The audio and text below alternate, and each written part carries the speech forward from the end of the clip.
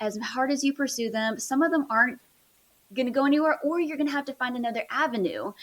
So literally, disappointment is not something to be feared.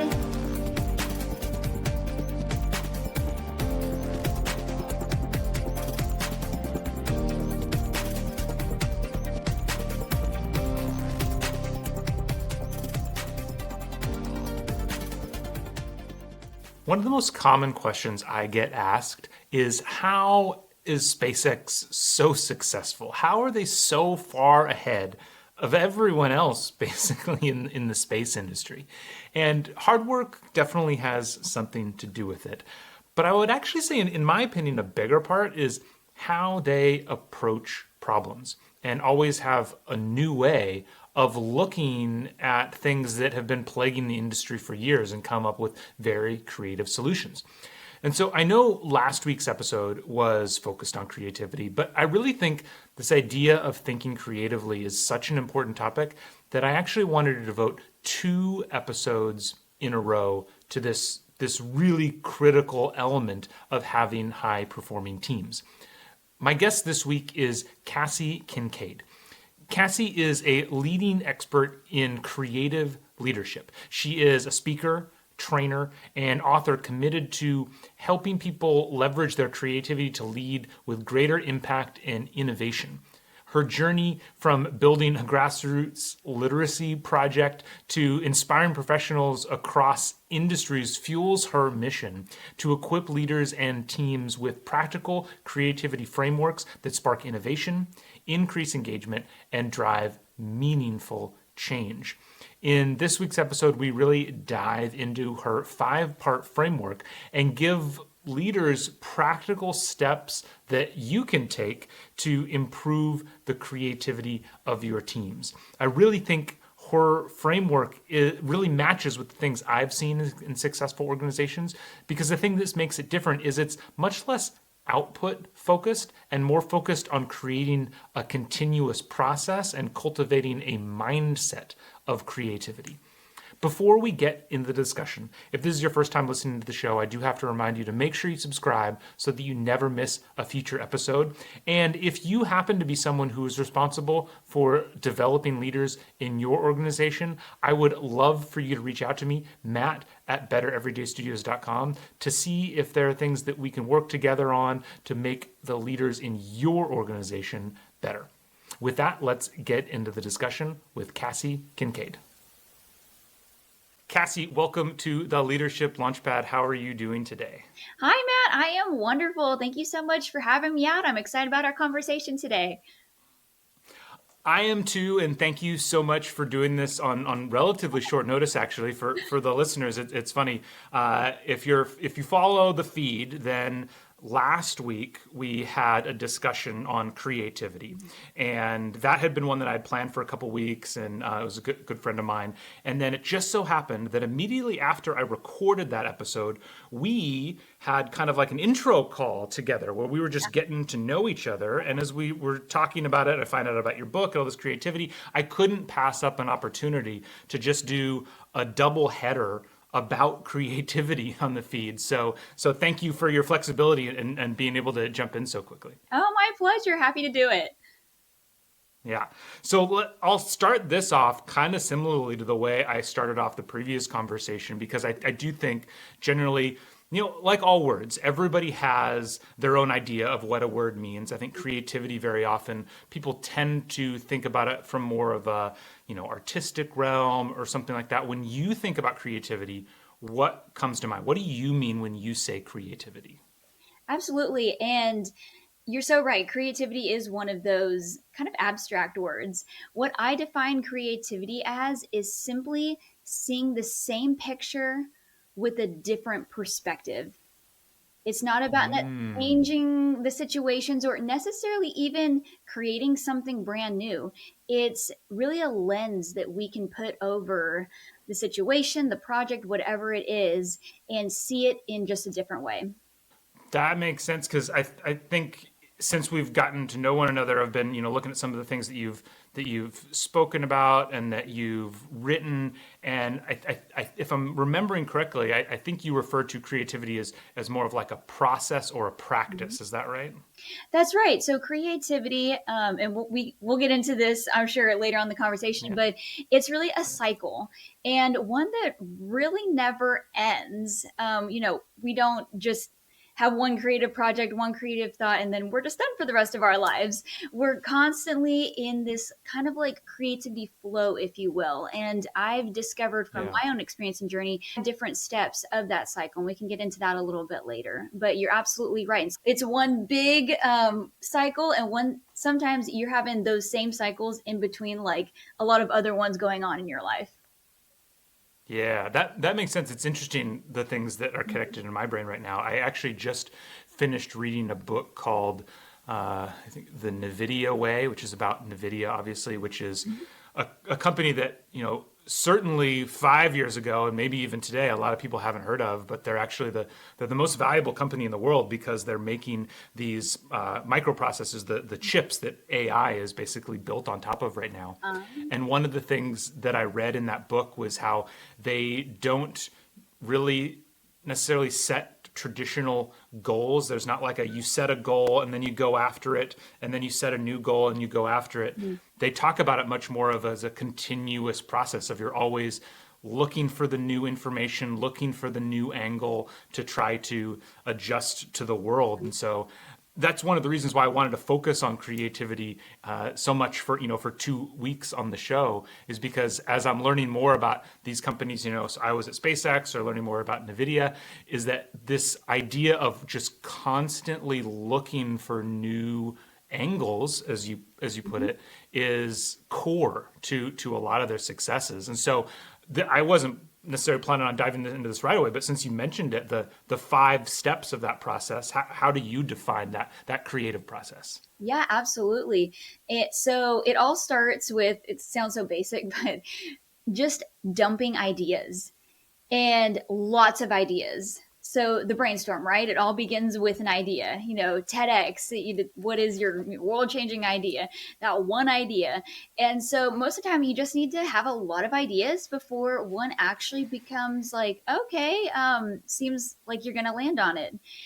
But that part can be tricky. It sounds so simple, right? Just like get out a you know sticky notes and just go to town. But it can be Yeah. really sticky because depending on your personality, if you're a realist or an optimist, you can really hinder even the first step just by like shutting things down. Because I'm a realist, and I'll admit that when ideas come up, I'm immediately thinking about all the ways that like it's not going to work. Um, Mm, versus the optimist is just like, oh, let's do this amazing thing. But then, like, okay, somewhere mm, reality has to come in. So the first is ideas. The second is yeah. actually pursuing the idea. Sometimes we don't even take the first step. And when I talk about the first step, is literally doing the Google search, making the email, doing the phone call. Sometimes we have such big ideas, and then like it's so simple just to get started in those capacities. The third step is overcoming disappointment. And I literally say the word disappointment. I feel like it's a dun dun dun kind of word in life, but it's so true. Like, as much as you have the ideas, as hard as you pursue them, some of them aren't going to go anywhere, or you're going to have to find another avenue. So, literally, disappointment is not something to be feared, it's to be expected. And so, those two are the hardest parts of the cycle because it takes a lot of grit and resilience. But then it's so vital. The fourth step is to rest. We cannot expect ourselves to just be like these creative geniuses all the time. That we need to focus on that we're taking care of ourselves. So we're taking care of ourselves physically and mentally, and so we can show up optimally for our jobs and be able to be in that creative zone. And then the last step is literally remembering where you started. It I, People maybe see memories as like these like nice things and pictures and all this stuff, but it's so vital to remember where you started, because most of the time I like to kind of describe it as climbing a mountain. And you might get halfway up the mountain and you're like, oh my word, the peak seems so unattainable, not unattainable, but like far away. But then when you look back and you're like, oh my word, like it's a long way down. So it's really important to remember uh, how far you've come so you can keep going along the process. So those are the 5 steps, and those kind of just keep going around and around until things become bigger and better.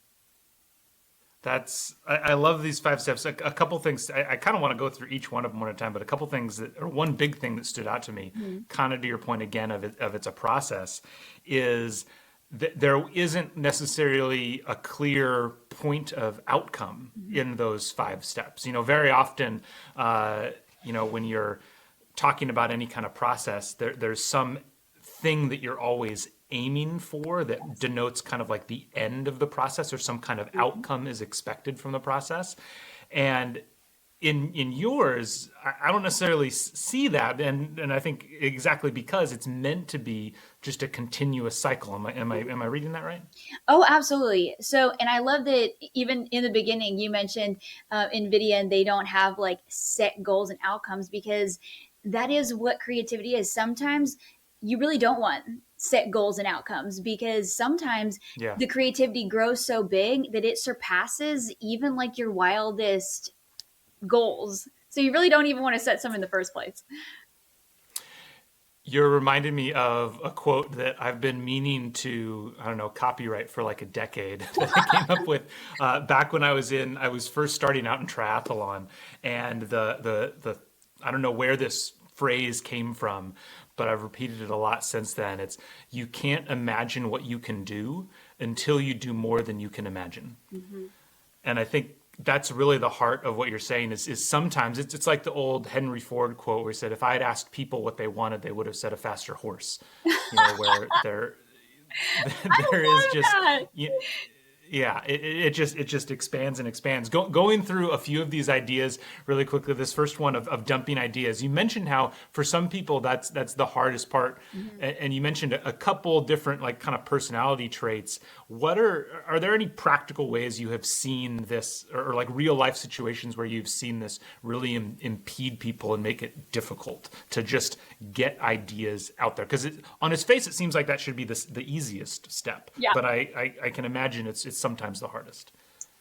This one's really funny, and I saw this way back even in my early career as a preschool administrator. Is Yeah, I think we are just our own hindrances, honestly, Matt. And it's we have to unlearn that. um Mm, I know I did. And being in leadership, so my sister was the director, I was the administrator. And when we would come together for our leadership meetings, this is my favorite story to tell, that she was the big idea man. She was the optimist. She was always seeing how to do things better. And I yeah. loved her for that. But then immediately I would come in right behind her and be like, I don't know if we have the staffing for that. Do we have the budget? Like thinking of all the logistics, Mm, which are so vital and important. You can't just have the big idea man, wanting to do all these incredible things, but they're never going to come to life because of the situation. And then she was like, you're being such like a killjoy, like basically like this no fun anymore. And so I had yeah. to realize in myself, these are actually good ideas. Let's come in the middle and see how we can make them happen realistically Yeah. with all the Yeah. resources. So I would say we are our biggest hindrances. Yeah. Yeah, I mean, I know for me, I think the way I personally see it in myself is, I'm working on writing a book right now, and I've written a lot before, and very often the challenge is getting past any one idea so that you can Mhm. write down the next idea. Because it's like you write it down, you're like, oh, but I want to tweak that, or oh, that's not quite perfect. And you wind up spending 4 hours like rewriting a single paragraph. And is that really the point of what you're trying to do right now? And it is so often just about pushing, just getting stuff out there so that you can have that discussion, and whether it's as you mentioned, like the realist in us or the perfectionist in us that makes all those limitations. I want to actually go in a totally different direction than I originally said we wanted to, Let's go. because I love these five just things so much. And since this is a podcast primarily aimed at helping managers lead their teams, specifically to this idea of getting better at dumping ideas, Mhm. what are ways that you've seen? How can a manager of a team, a leader of a team, make it so that their team feels more comfortable with this idea dumping? So there's two ways. First, I love the timer because when Mm, you put constraints, then it actually allows for more creativity. Because I'm horrible. hmm I'm very much like you said, Matt. Like, let me write down one idea and then let's start like analyzing and dissecting. And you're like, oh, I only have one idea. So yes, hmm the hmm timer is amazing. You would be probably amazed at what you hmm can like not get out of your team. That sounds bad, but receive from your team from a 5 to 10 minute timer. Just get ready, set, go. And two, when you make it, we are actually going to implement some of these ideas. Like we're going to take the top one or two or whatever it is. Then the excitement of actually seeing one of these ideas come to life, I think puts more um, excitement and into the team and not just it's mm, just going to be another brainstorming session. We'll see if one of these ideas yeah, happens over the next 5-10 years or in my career time. So I think the urgency of both getting it out in a few minutes and then yeah, actually implementing one of those ideas will yeah. really enhance the morale of the team. I love this idea of constraining time in both ways, especially that second half. Any software engineer is going to be familiar with this idea of hackathons and how you bring together and it's about solving a bunch of problems, but the whole point is actually implementing code, getting stuff out there. Because yeah, having ideas is great and all, but unless you are like actually doing something with those ideas, then you're really quickly going to be demotivated to Mm-hmm. come up with any more. I also was thinking of just on this idea of idea dumping. Again, I'm in kind of a writing space, and I Yeah. think this research came from Daniel Pink. I'm not sure, but I know that there was a study where they had two groups of individuals, and they said this group said they were going to be rewarded for writing for the best writing, and another group was told they were going to be rewarded for having the most writing. Mm-hmm. And uh, not only did obviously the ones who were told you're going to get rewarded for having the most writing wrote a lot more, Mm-hmm. but in the end they also ended up writing the best stuff Mm-hmm. simply because they were getting more practice at it. Yes. And so I think this idea of idea dumping is it's like you want to be rewarding and encouraging almost just volume. And then through the repetition of the volume of the ideas tend to get better over time anyway. So there's just lots of reasons to encourage this idea of just generating ideas. It is a lot, and like you said, creativity, the idea dumping process, it's a lot of trial and error. And for any like Hmm perfectionistics on listening to this, because I grew up a perfectionistic person, and it's okay to. It would be better to just be doing brain dumping, thinking, creating at like a B- level than being at A+ level, because at least then you're moving forward. Yeah, totally. Yeah, it's all about some kind of movement forward, which again, as you said, is that idea of like putting some kind of time constraint on it as well, as of making that forward movement. And that then I think goes right into this your second step of pursuing ideas. Um, yeah, like I bring this up a lot, but this idea from Mark Randolph of he always says, it's not. Mark Randolph says not only he does the reverse of every idea is a good idea. He actually says every idea is a bad idea, but the only way to know how it's bad is if you actually test it out and start pursuing it. Mm-hmm. Do you find that teams get caught a lot in that first step of just dumping ideas, and it is difficult to move into that pursue phase? I think the ideas, once they kind of come together and start talking about it, I have seen the ideas flow. In my workshop that I do with organizations, the Edge of Creativity workshop, we do a lot of brain dumping. But in each organization, we focus on whatever their pain points are. So whether it's healthcare, Okay. nonprofit, like everyone is different. Yep. And I love seeing the ideas just really pour out of everybody. And they Yep. work in teams, and sometimes it's like cross Yep. depart what is the word, like departmental, whatever the word is. Yeah, yeah, thank Interdepartmental. you. um so yeah, I because there is a mixture of every group, the realist and the optimist. And Yeah. so I think the balance is easier in the groups. And Yeah. I think it's easier. So I would probably say it's harder, the pursuing part, What you're saying, the creation is harder than the pursuing part. or vice versa. So, like, I see a lot Okay, the of pursuing ideas, part is but the hardest then, part. yeah, whether they go and implement that, like, that's, on Yeah, them. yeah, yeah. Yeah, that's kind of what I was expecting because it's great to generate those ideas, and it's interesting. This is a process, and there's all kinds of mini feedback loops in here, like Mhm. you were saying before. You're like, it's great to create all these ideas, but then if the first time, then if you don't do anything with them, then the next time you get less ideas, Yeah. and then you don't do anything with those, and so then the next time you get less ideas. So when it comes to the pursuing, you already mentioned what I'm assuming is one tactic that a leader can put time constraints on themselves to say, Mhm. or on the team that says, okay, we're going to go do something with this. Mhm. What are some other tactics that you've seen that can help teams get started on these ideas? Absolutely. So, some other things that, you know, leaders, managers can do in the aspect, I say, even if just one person, leading by example is so important.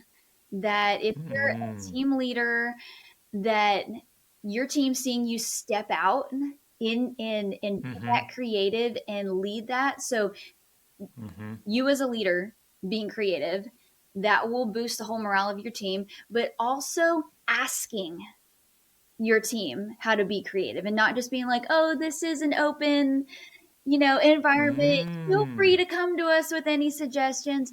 A lot of people are yeah, introverted. You're going to have yeah, the raw, challenging not challenging personalities, but like that kind of are more bent to challenge the status quo.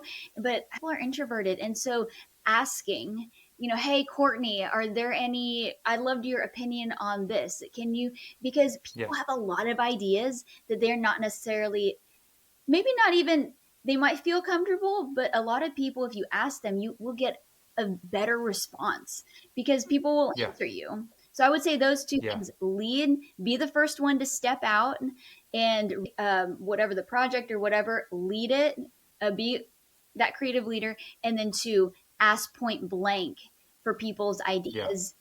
I think sometimes we think of the meetings, around the conference table, and let's have these brainstorming sessions, but having those in conversations one on one with people can be very, very beneficial to the organization.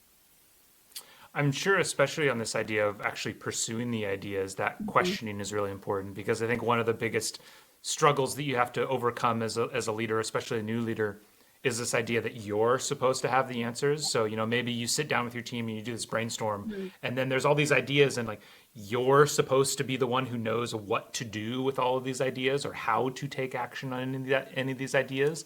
And so the creativity flows through the whole process of, okay, so let me ask you, like, if we want to action on this idea, what's the first step we can take, and continuing to ask your people for that kind of input as well, I'm Mhm. sure helps that process move forward.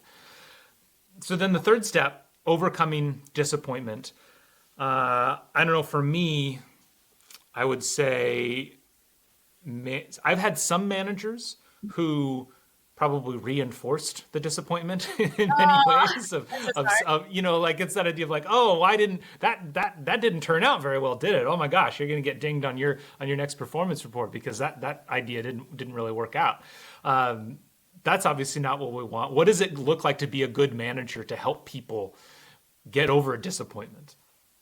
I think looking forward is the best way Hmm. to overcome disappointment. So, Matt, I have done and tried some wild things in my career. Uh, Mm-hmm. Going from preschool administrator to leader of a global children's illiteracy program to taking my creative skills and knowledge and now like keynote speaking and workshops and all the different things. And it's been a wild ride. And I think one of the biggest things that I was working on, I guess, hardest to get into was working with NASA. And I have Mm, a YouTube channel for children that we pair children's books with experiences. So we go all over wherever the books take us essentially. And I had wanted to film with NASA for probably about 5 years, and so I tried like the traditional route. What is like right the first step? And it's to find like the media inquiry right on the website, mm-hmm, the general mm-hmm. information. So that was the first step. Well, it is very hard to get into NASA, federal, and then especially if you're filming, that's like even doubly worse. And so the first time I like sent an inquiry or whatever the first general step was, I don't think I heard back. Or even if I did, it Sure. was very, basically it's kind of all this long, long, long, long, long, long, long, long wait list. Yeah. And so it's kind of a dead end. And so I didn't pick it up for a while. And then I just saw the door eventually. I was in this Facebook group for speakers, and somebody was introducing themselves. I hardly ever get in there because who has enough time to go into like all the Facebook groups, right? I even Yeah. need to get better about like commenting on LinkedIn. So, aside from Yeah. the Facebook groups. And she was just like, "Hi, I am a spacesuit expert at NASA." And I'm like, oh my word, like, there's my door. There's my door. Yeah. So Yeah. we connected. She loved the idea. She was my inside person. We are still friends. That is how I got in. But she had to clear it. I thought it was all cleared. Then the person, she's like, fill out this form, whatever. Then the like the media person's like it's usually a really long process, blah Yeah. blah for the. I was like, oh no, I thought we were there. So she's like, put me in touch with your like contact, and like poof, that was it, and I was into NASA. So you never Yeah. know, you never know. Yeah. And it's like the optimism of what could be is what keeps me excited every time I go for like the next big thing or reaching out to the next big person about whatever. That you never know, just because you get a no, just because there's silence doesn't mean Yeah. it won't happen. So Yeah. it's that really optimist, like I might get shot down 10, 20 times, but it's that one that will make it all worth Yeah. it. And I think to your point, from the manager's point of view, especially if the manager has a little bit more experience or a little bit more situational awareness than the people on their team, is continuing to remind them to keep trying, and like, Mhm. as you said, reminding them of the big picture and reminding them of what you're trying to do, even if every idea that we try doesn't pan out. And it's interesting, kind of the scale when you say, overcoming disappointment, thinking through the ranges of.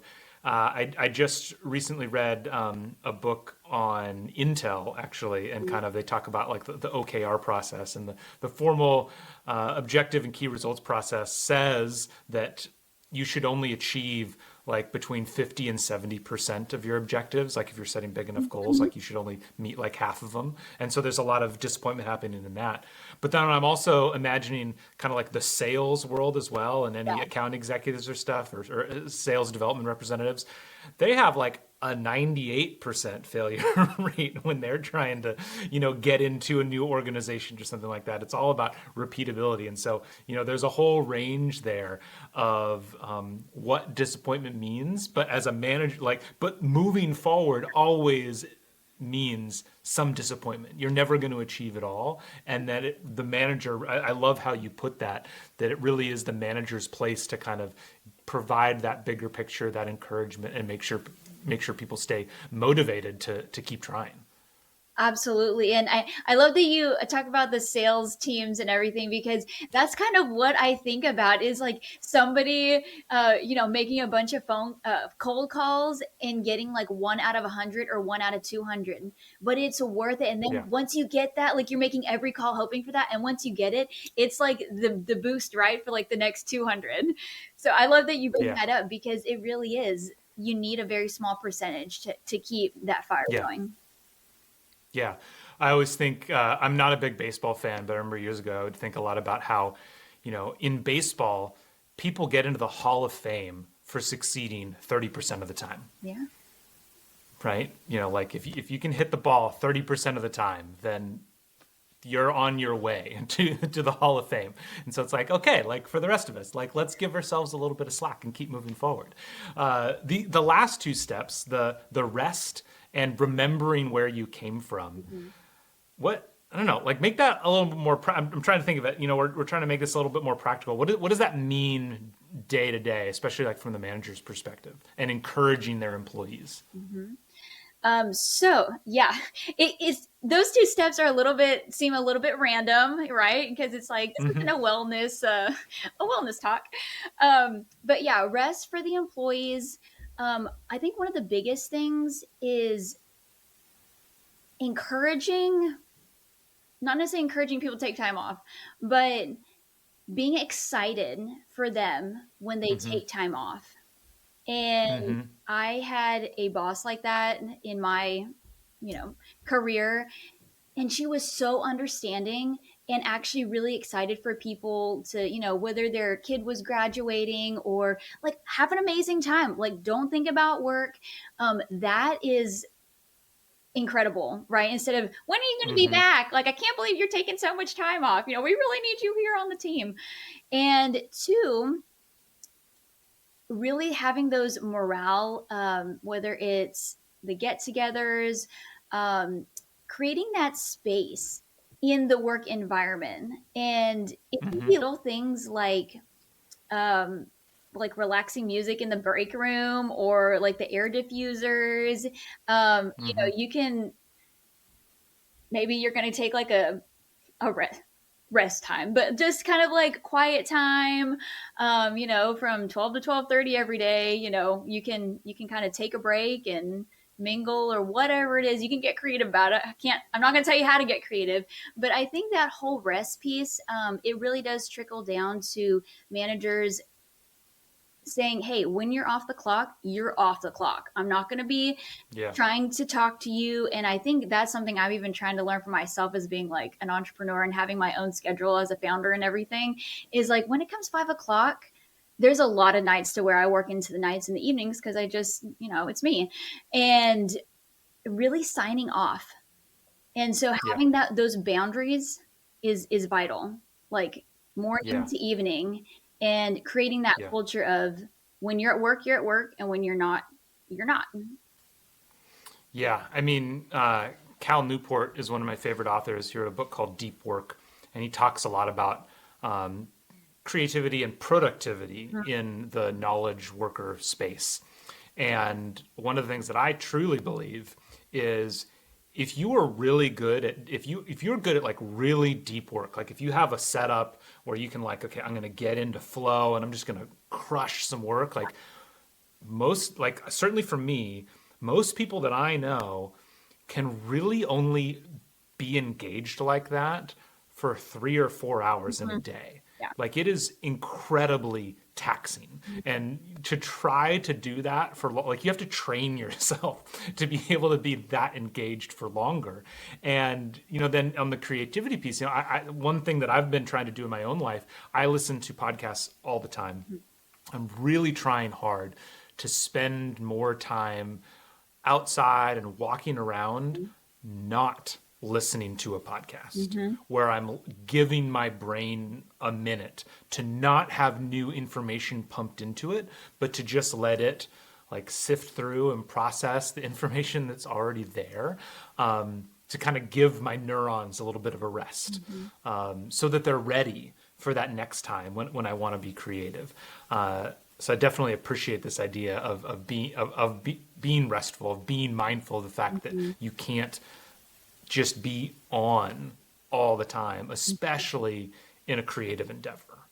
And I love how you say the walking around and everything, because there was studies done that said that if you walk even on a treadmill or outside, it stimulates the creativity. And even taking Yeah, vacations, the hit Broadway yeah. music, the hit Broadway musical Hamilton, was that idea was actually born on a vacation. So when people are taking time off, Oh, managers and leaders, like you are doing them a favor that they like yeah, will think more creatively when they come back by getting that rest. yeah, yeah. Absolutely, absolutely.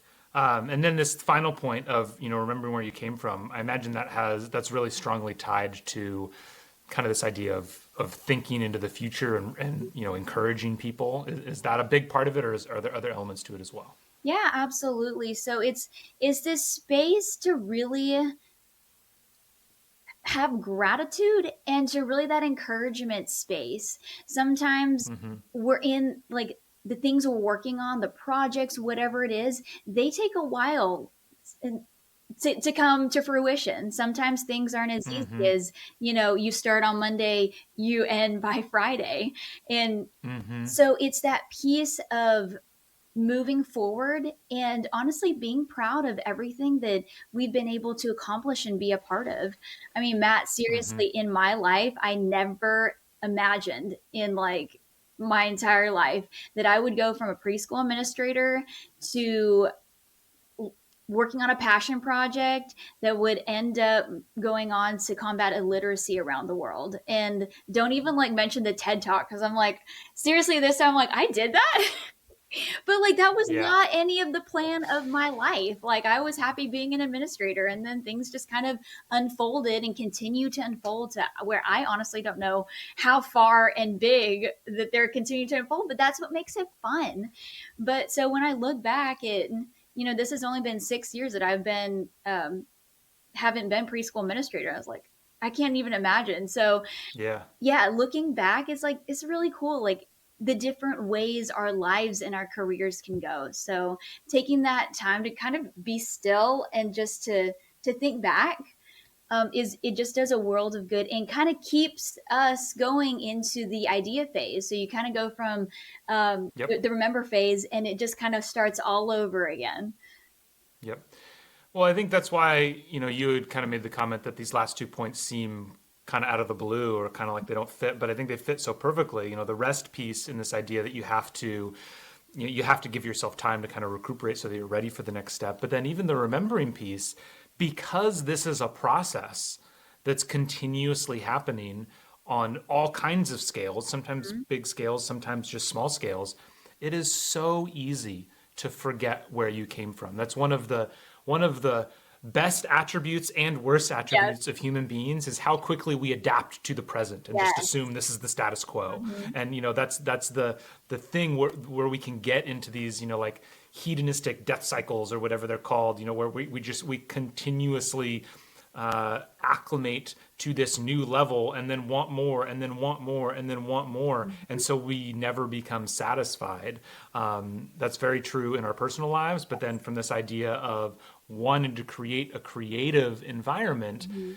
you need to take that moment to just be like, appreciate what you've done, and then you can also spend time to learn from that. We started there, Mhm. we thought we were going to go over here, and we wound up over here. Yes.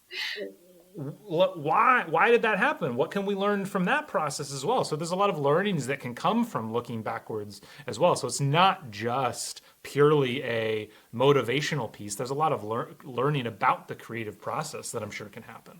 It is a lot of learning and development, Matt. I mean, literally creativity, everything that whether you achieve or don't achieve and all of this kind of mess, that it is all learning. I mean, and I think we learn more from what we don't achieve or what we get disappointed about than Mm, whether that we actually hit the ace every time because yeah. it's fun. We get what we think we want, but in the long run, we're way better when honestly we don't hit that ace. This has been a really great discussion, Cassie. I really love this process because I feel like it is so different than what I traditionally hear from like how to be creative. Again, kind of to the point I mentioned, so often I think steps of being creative, they're all driving towards an outcome rather than just a practice of something that just is. So I think this has been really, really great. I think managers are going to get a lot of practical things that they can do out of it. If people want to learn more about you and your work, where can they go? Absolutely. So I love to connect with you on LinkedIn. My name Kassi Kinkaid. You can find me real easy, or on my website at kassikinkaid.com for all of my things. So yes, those are the best two places. Awesome. Well, this has been really great. Yeah, I hope you have a great rest of your week, and thank you so much. I'm sure we'll talk more in the future. Thanks so much, Matt. Really appreciate it. Thank you so much for listening to today's show. If you are looking for help turning your organization's great engineers into great managers, me and my team at Better Everyday Studios would love to help. We deliver targeted and interactive training workshops that are designed to help build the 3 fundamental skills of any new manager: building trust, giving feedback, and setting goals. Reach out to me through matt@bettereverydaystudios.com so we can start making your organization better every day.